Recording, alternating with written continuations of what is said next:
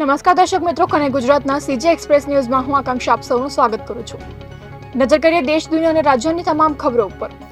સુરતમાં રાંદેરના કોઝવે ખાતે અવાવરૂ જગ્યાએ મંગળવારે બપોરે 6 વ્યક્તિઓ જુગાર રમી રહ્યા હતા। તે સમયે ત્યાં પોલીસ પહોંચતા જુગારીઓમાં દોડધામ મચી જવા પામી હતી, જેમાં પોલીસથી બચવા માટે ભાગવામાં 2 જુગારીઓ પાણીમાં કૂદી પડતા ડૂબી જતા બંનેના મોત નીપજ્યા હતા।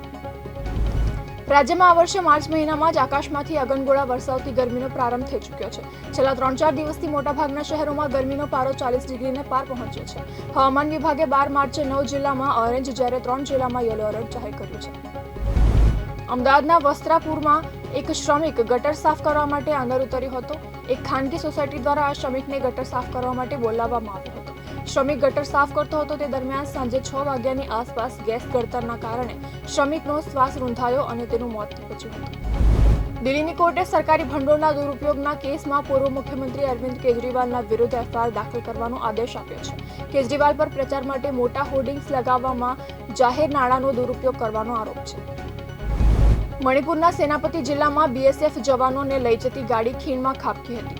આ અકસ્માતમાં 3 સૈનિકોના મોત થયા હતા, જ્યારે 13 સૈનિકો ગંભીર રીતે ઘાયલ થયા હતા। સૂત્રોના જણાવ્યા અનુસાર સૈનિકોને લઈ જતી ગાડી ઓવરલોડેડ હતી।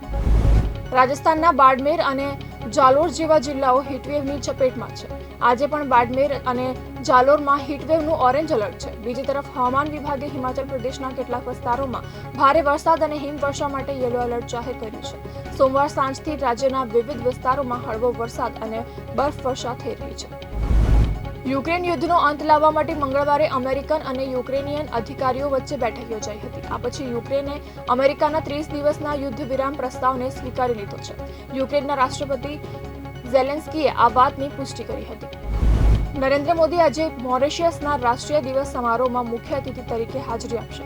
આ સાથે ભારતીય સેનાની એક ટુકડી, નૌકાદળનું એક યુદ્ધ જહાજ અને વાયુસેનાની આકાશગંગા સ્કાય ડાઇવિંગ ટીમ પણ આ કાર્યક્રમમાં ભાગ લેશે। સૂર્યવંશમ ફિલ્મમાં અમિતાભ બચ્ચન સાથે જોવા મળેલી સૌંદર્યાનું 22 વર્ષ પહેલા વિમાન દુર્ઘટનામાં અવસાન થયું હતું। હવે વર્ષો પછી આ કેસમાં સાઉથ એક્ટર મોહન બાબુ વિરુદ્ધ હત્યાની ફરિયાદ દાખલ કરવામાં આવી છે। સાઉથ કોરિયાના પ્રખ્યાત ગાયક વિસુંગનું 43 વર્ષની વયે અવસાન થયું છે। સોમવારે તેમના ઘરમાંથી તેમના મૃતદેહ મળી આવ્યો હતો।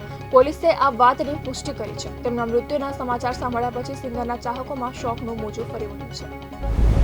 તો આ હતા કનેક્ટ ગુજરાતના આજનો સીજી એક્સપ્રેસ ન્યૂઝ। નવા સમાચારો અને વધુ અપડેટ માટે તમે જોડાયેલા રહો કનેક્ટ ગુજરાત સાથે। ત્યાં સુધી મને રજા આપશો। નમસ્કાર।